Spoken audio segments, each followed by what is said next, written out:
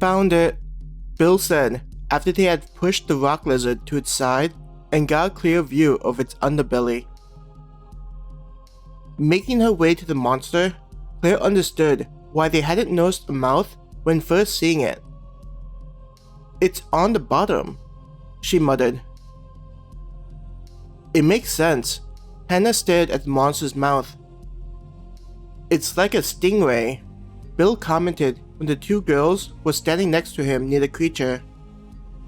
"I mean, it makes sense why it would be on the bottom." Bill moved to the monster and maneuvered the head to get better access to the mouth. Slowly the mouth began to open before the jaw sprung out and caught them off guard. "Holy crap!" Bill stumbled back and landed on his backside. His eyes were wide open as he breathed heavily, adrenaline being pumped throughout his body. Claire and Hannah quickly moved back, both reaching for their pistols and aiming it at the monster. "What happened?" Cammy yelled as Don and she ran back from where they were monitoring the surroundings to spot any more rock lizards. "That scared the hell out of me." Bill placed a hand on his chest, trying to calm his breathing and racing heart. Cammy ran past Bill to look at the monster, making sure not to step in front of Claire and Hannah's line of fire. She had a rifle pointing at the lizard laying on its side, the jaws still sticking out of the body. "Is it alive?" she asked Bill while having her eyes locked on the monster. Bill shook his head. "No, it just scared me." He took in several deep breaths before continuing.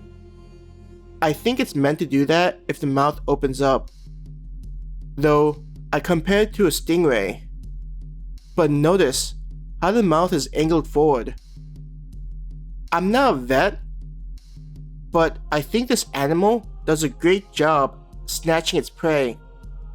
This aligns with what she said. He looked at the Catwoman. "If it was still alive, then you'd be dead," the woman said as she continued to sit on the front of the cart. "Exactly." Bill nodded, wiping off the sweat from his forehead with a hand. Trails of dirt were left behind.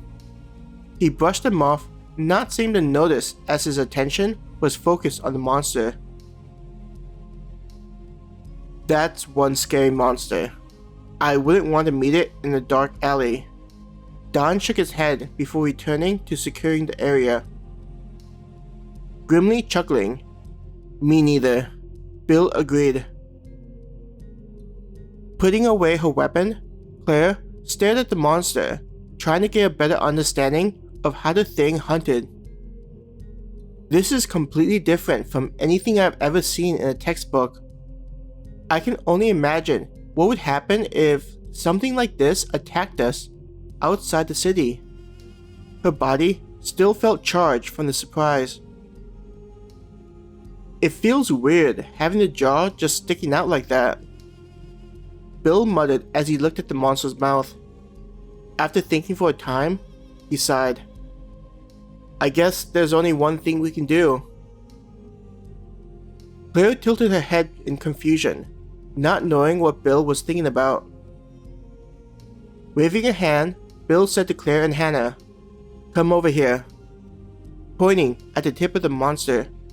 "We need to make it flat again so the jaw goes back inside." Not confident about what Bill suggested, but not wanting to stand around, they made their way to the monster and did what Bill had asked them to do. "The two of you pushed the tip down, like how it was," Bill said. He proceeded to grab one of the rocks on the thing's body and place his foot on the jaw. When he got a good grip, he said, "Now!" There was a sound of moving dirt as the monster was shifted towards Bill. Both Claire and Hannah pushed on the monster. "I wonder if this is what a bear trap feels like," Hannah muttered as she put effort into pushing the monster in the direction her brother wanted. Bill grunted as he pushed the jaw back into the monster, his hand turning white as he gripped the rock attached to the creature. "Just a little bit more," he yelled through clenched teeth.